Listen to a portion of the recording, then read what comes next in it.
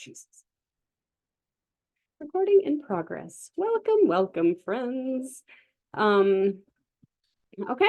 All right. So we are going to talk today about self-love. And it is a topic that I'm willing to bet pretty much all of you need to hear.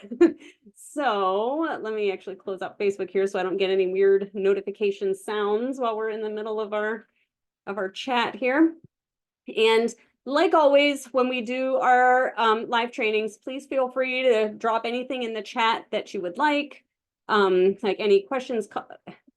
I said questions, comments, questions, comments, and thoughts that you have along the way. Feel free to add your 2 cents at any given point, any given moment. I don't mind at all. In fact, I encourage it. I would love for y'all to be active and participating. So let's do this. So self-love. I would bet money that you probably don't have nearly enough of it, and that is part of what holds you back. It holds you back from taking chances or taking risks because you don't believe in yourself. It's holding you back in relationships, whether that is relationships going for something that you maybe think you don't deserve or aren't worthy of, or keeping you in shitty ones, for the lack of a better word, because maybe you don't think you deserve better. It's also much more the focus of what we're doing here, holding you back from achieving your health goals. The trouble with people's health journeys is that so many people, they head down this path to health with basically an entire bucket full of disclaimers. Things like, well, we'll see how long I can keep out at this time, or I don't know if I can do this. I'm really busy, so I probably won't be able to work out very much. I'm really picky, so I don't like to eat healthy food.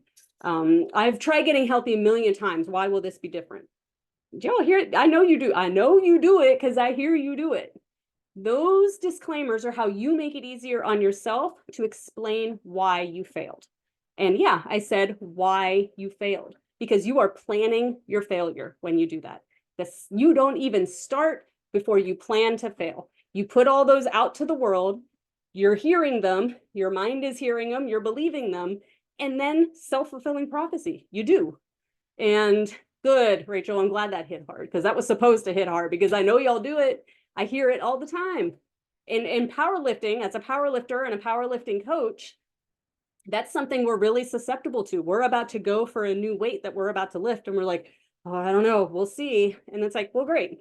I just said I don't know. So my body's like, okay, so then we won't. And then we fail the lift, and then what? Versus is Casey? Oh, Casey's not on this call. Casey's a great example. Casey is one of my power lifters, and she is a great example of someone who I spent a lot of time with her. She competed in August, I believe it was, this past August. I think that was the meet.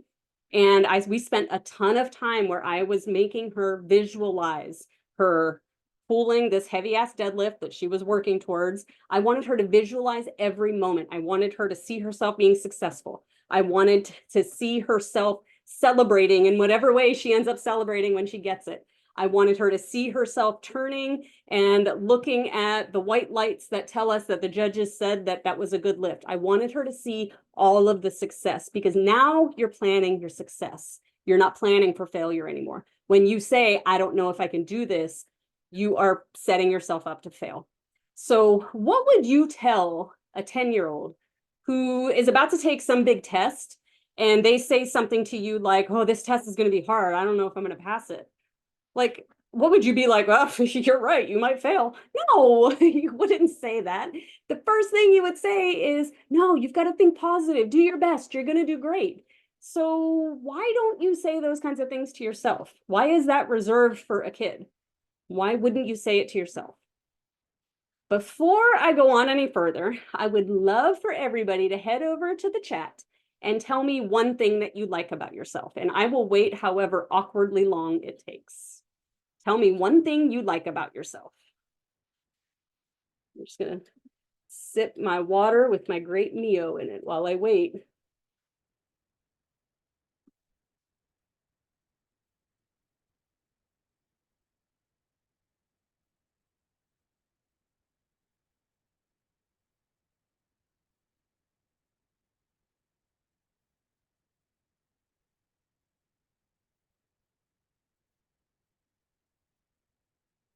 Vera. It says you raised your hand. Was that on purpose? Laugh. Stubborn. Compassion. Willingness to always help people. Driven to succeed. Sense of humor. Okay. Okay. 1, 2, 3, 4, 6, 7. 1, 2, 3, 4, 5, 6, 7, 8. We have 9 people and I only have 7 answers. It could be that people aren't at their computer at the moment.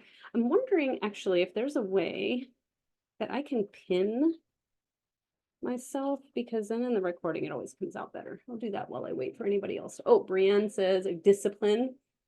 I also had to Google to make sure I spelled it right. I love that so much. I tend to put it in my phone, and like if it doesn't autocorrect, then I feel pretty safe that I'm good to go. There we go. That was hilarious. Okay, all right. So 2.5 minutes. That took us 2.5 minutes. We're gonna come back to that later. All right, point blank. Women struggle with self-love, but self-love is the key to all varieties of success, like I mentioned earlier. We let things like our past struggles define our current and our future selves. You maybe weren't successful the last time you tried increasing your protein, or you maybe weren't successful the last time you started a workout plan. So you go into the next one with all kinds of doubt, telling yourself you're not going to do it. You're letting that old you define the now you and the future you. We don't give ourselves the same grace that we would give everybody else. Another reason is that we are always searching for external validation as proof of our own self-worth. Social media is like literally the freaking definition of this, right? It's so bad if you let it. You've got to curate your page, let that algorithm see what you do and don't like. Otherwise, you're going to see a whole lot of shit that's going to bring you down, because you are trying to fit those bullshit standards that society has given you, and you're letting that define your worth. You're left still searching for who am I, because that's not you, that's them. So don't let that define who you are. Be smart about who you follow on social media. Don't follow people that make you feel like crap. Follow the people that make you feel good. And then honestly, just do some real soul searching to discover just who you are on your terms, not on the terms of anyone on social media, not on the terms of society who thinks that women should be this big around. None of that. That's not you. So another thing we tend to do a lot of is hold on to comments that people make to us. We compare ourselves to somebody else that we think is like more successful or more in shape, or as a power lifter, I'm looking at people who's stronger than me, people we think might be more beautiful, more whatever. It doesn't matter. We all have all these things happening in our lives, but it's up to us to realize that beauty is in the eye of the beholder, and that here all the cliches are coming at you. Comparison is the thief of joy, and all of us are on our own journey in our own places, doing our own thing. None of us have the same 2 goals. We are all different. So fuck them. So one thing that the Brain and Behavior Foundation, they say that the first step to practicing any kind of self-care is taking care of your body. That includes eating a healthy diet, exercising, getting enough sleep. Those were the 3 things that they pointed to. I understand that that is easier said than done, and it is tough to do these healthy things, though, if you don't like yourself. I was just on a podcast earlier this year, and one of the things that I said on there when I was like, damn, listen to me. I was like, I explained how we have to really focus in on loving all of the awesome things that our body can do to learn to love it. Because when we realize that our body can do incredible freaking things, we can lift a lot of weight, we can run a lot of miles, we can give freaking birth, we can, whatever, we can do all of these amazing things, but we never give ourselves credit for that. And we immediately go look at ourselves in the mirror and talk shit about ourselves. Like, what is that? If you don't like yourself, think about something you don't like. Think about a person that you don't like. Would you be excited to show up with a good lunch for them one day? That'd be weird. That person you don't like, would you be like, hey, you want to come for a run with me tomorrow? That would be weird. So if you don't like yourself, why would you feed yourself well? Why would you move your body well? Why would you do any of these things if you don't like yourself? So it's all has to start with self-love. That's what I've kind of been saying over and over. You've probably seen me write that out, type that out a million times in the last week. Loving yourself, however, is pretty multifaceted. Along with taking care of your health, we need to do things like practice gratitude. We need to appreciate what things make us unique. Like some of y'all mentioned, your sense of humor, your laugh, like things that make you just a little bit different than everybody else. Taking time to be, let her in, taking time to be alone and reconnecting with who you are. That could be on a walk. I'm a big fan. Y'all that have been around here for any length of time know that every year I take a beach vacation alone every year. That's my time to come back to me and figure out who the hell I am and set myself some goals and mini goals to achieve the big goals and all of that. Alone time, whatever that looks like. I don't care if that's in a bath, taking a walk, whatever, or at the beach if that's what you want. And then here's the biggie, practicing some self-compassion, which means giving yourself some grace. In my line of work, I see women needing to give themselves grace, more grace on their health journey in general, whether it's nutrition, whether it's exercise, whether it's whatever. So many women think that if you miss a single workout or if you didn't hit your protein goal that day, everything is lost, right? You see that all the time. I hear people say, well, I blew it, so, today's shot. No, that's life, guys. That's life. That's normal. That's supposed to happen. Don't punish yourself for something that's supposed to happen. It's never going to be perfect. Things like having pizza for lunch means that people might as well go completely off the rails for the whole rest of the day or even the week and restart again on Monday. Instead of just being like, cool, I took a meal to enjoy some delicious pizza for lunch. I'm going to go ahead and get back to my protein and veggies at dinner. That's just life. You can't beat yourself up over it. That's supposed to happen. You're supposed to be living. You're supposed to be enjoying things. You're not supposed to be super rigid and super strict and punishing yourself for things and avoiding the fun opportunities with food and friends just because you feel like you need to stay on track, whatever that means, air quotes. Stay on track means I can enjoy the pizza once in a while. I can have some of that cake. I can do these things because I have the skills to get back on track at the very next meal, and no harm, no foul. Give yourself grace. You're allowed to be a human. Okay? That's part of living. If we can't enjoy those moments, what the hell are we getting healthy for? I'm getting healthy so that I can live a long ass life to harass the crap out of my 15-year-old in there and eat all the pizza I can find. So you know what I'm saying? So quit beating yourself up over a perceived failure because it's not a real failure.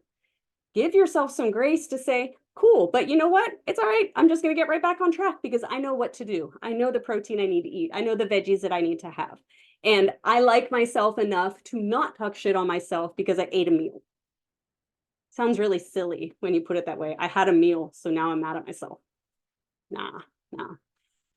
Start small and doable with your goals. Build the trust in yourself. Feel the success. Believe in yourself. Trust yourself that I can do this. Start small. Maybe it's just water. Maybe it's a step goal. Maybe it's adding veggies to every meal. Start small. This doesn't have to be like a huge earth-shattering overhaul. Start small and be successful at the small things. And when you realize, holy crap, it's been a month and I had vegetable at every single meal, or it's been a month and I've hit my step goal most of the days, how proud are you of that? You're starting to learn to trust yourself. Hey, I can do this. So now instead of all those disclaimers that you had before, now you're saying things like, I can do this because I've already done this. I know that I can be successful because I've already done blah, blah, blah. If you look at the group today, the mini challenge today was to post a win. Look at some of those wins, guys. Those are some huge wins.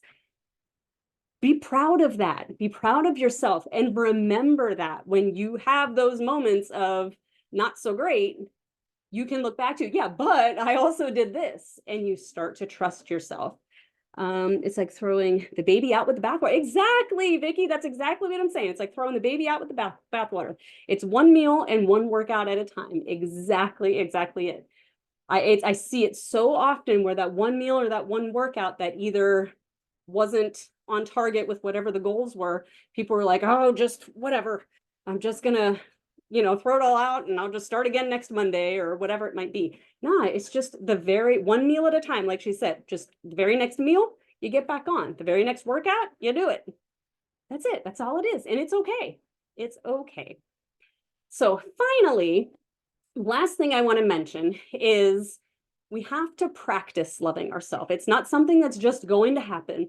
It's not something that you can work on a little bit and then it's just great forever. It's something that we all need to keep working on. All of us have that negative self-talk. No matter how good of a relationship you might have with yourself, there's still that negative self-talk that creeps in. We have sort of an unwritten rule that we generally do not always enforce. Actually, I think Amanda is on this call with our girl gang here locally in the gym where we meet, is that if you say anything mean about yourself, you have to say 3 nice things. So it's just that's part of being a human, but we need to undo it, right? One bad thing equals 3 nice things about yourself. But I have actually talked about this in a previous live, so some of you might be familiar with this if you've been around me for a while. It should not be difficult to say something you like about yourself. Yeah, Amanda does enforce it in her house. She tells like her in-laws and everybody that they need to say nice things. She tells anybody that comes in, any family, any friends, anybody. I say 3 nice things. And work. She does it at work too. My husband has told me, because my husband works with her. Amanda even tells people at work they have to say 3 nice things about themselves, which I love. I love it so much. Okay. So, and you do it with your students? See, I'm good. I'm glad people do this. Good. So it took us 2.5 minutes for most everybody to get something they like about themselves in. Giving a little bit of grace to Brienne, who had to Google how to spell something. That took a little bit of the time. But it shouldn't be hard, right? This should be hard. We should immediately be able to say something that we like about ourselves. And how can we do better at that? And how we can do better about that is mirror work. And I'm just going to very briefly talk about mirror work. If you would like to learn more, feel free to research. There's tons of, just Google it, and there's tons of information out there on it. But essentially, I want you to schedule just 2 minutes. That's all it's going to take to start, is just 2 minutes. And look at yourself in the mirror, in the eye. Look yourself directly in the eye. How often do you look at yourself in the eye? Probably not very, I would be willing to bet. I think when you go to do it, you're going to be like, oh, this is weird, because you probably don't. You're too busy looking at everything you're picking apart about yourself. You don't ever look yourself in the eye. So you're going to go look yourself in the eye, and you are going to imagine the 6-year-old version of you. Okay? 6-year-old you in the eye. You would never speak unkindly to a 6-year-old child. You would never criticize her hair. You would never pick apart her body. You would build her up. You would tell her she's beautiful. You would encourage her to have healthy habits. And you are her. Start with just 2 minutes, build up to 3, 5, 10 minutes, as long as you can. And you want to show that 6-year-old in the mirror exactly how loved she is. You are going to say all of those encouraging, building up things to yourself while you look yourself in the eye. You're going to say all the things that you probably need to hear, maybe from other people, and maybe you don't hear it enough. Sometimes that's the case. You want to say all those good build me up things to 6-year-old you. Now, fair warning, this might make you emotional. And to be honest, it should make you emotional. It should. Don't do it after you put your makeup on. I highly recommend it. Just start with 2 minutes. That's a very brief description of what it is. 2 minutes. Imagine 6-year-old you, look yourself in the eye and tell yourself all of the amazing things that you need to hear, that 6-year-old you needs to hear. Yeah, Rachel said I sobbed for 15 minutes after I did this last time. That's for real, for real. I did too. I did too. I'm much better about it now. I don't really cry anymore. But I've been doing this for probably about 1.5 years now, I would say. I don't do it as often as I used to. It used to be daily. I only probably do it every few weeks now, but it was super emotional when I started. Imagine someone telling you how amazing you are, how capable you are, how worthy you are, how beautiful you are, how strong you are, right? All of the things that actually matter. I have a friend, her name is Julie. I don't think she's on this call. Julie said to me once, this was seriously probably 2 years ago, and I actually wrote it down in my phone when she said it. It was such a poignant thing that it struck me so much. Julie's cool like that. Y'all that know Julie, Amanda knows Julie. She said, at your funeral, nobody is going to get up and talk about how skinny you are. And I went, oh shit. Like what really matters? What really matters? How skinny you are? No, it doesn't. Not one single person is going to get up and be like, God, she was so skinny. I sure am going to miss her. Nope, they're not. They're going to talk about all those things that you're going to say to 6-year-old you in the mirror when you go do mirror work. That's what's important. Keep perspective. We don't care. Your body size does not equate your value as a human. Okay. So those are just a few starting points on basically a journey that just doesn't ever end. You are always going to have to work at loving yourself a little bit more. And this 21-day challenge that a lot of you are in was specifically designed to impress yourself with what your body can do with the squats. But what a lot of you are finding is that you've impressed yourselves with your commitment. You've impressed yourselves with your dedication. You've impressed yourselves with the effort you constantly keep making to eat just a little bit more protein every day. You've impressed yourselves with taking walks and eating some vegetables. So there's so much that you can give yourself credit for that I don't want you to lose. I want you to keep sight of all of these amazing things and keep learning to trust yourself, because when you trust yourself, that's when you say, yes, I can. That's when you stop making disclaimers and excuses. And that's when you love yourself enough to follow through. Woo! What do you think? Questions, why can't I say questions, thoughts, and questions, cots, and comments? That's the second time I've done that. What do y'all think? Feel free to unmute. Feel free to hop in the chat. What are your thoughts on this? Dominique says, well, I'm crying. I'm going to say this, Dominique, in the most loving way possible. Good. Good. That means I struck a chord. That means you're feeling something. So good. Maybe save the mirror work for tomorrow, though, because that'll make you cry all over again. Questions, farts, and vomits. Rachel, what are we doing? What's that? You can tell a teacher, right? Anytime a teacher's in the room, anything about farts and vomit always comes up. Oh, I'm not taking it personally at all. Dominique says, don't take it personally. I'm a very emotional person. Nothing personal. I was a middle school math teacher for 18 years, and I'm a mom of a boy. It takes a lot more than that for me to take anything personally. I'm glad, in fact. I'm glad that I must have said something that hit you, and that mission accomplished. I'm glad I did. Not that I wanted necessarily anyone to cry, but that tells me that I got to you on a good level. You would think I'd be a little bit stronger. I teach middle school science, so. Well, I guess I guess it's like the kind of emotion, right? Like probably don't have middle school science students like coming at you on like a self-love level, I guess. I walked in with my contacts in one of the last days of schools, and the one kid looks at me and goes, do you have contacts in? I said, well, yeah, it's sunny. I want to put my sunglasses on later. He goes, you should wear your glasses. You don't look good in contacts. Fifth No, grade. Ouch. Fifth grade. rude. Yeah, it's great.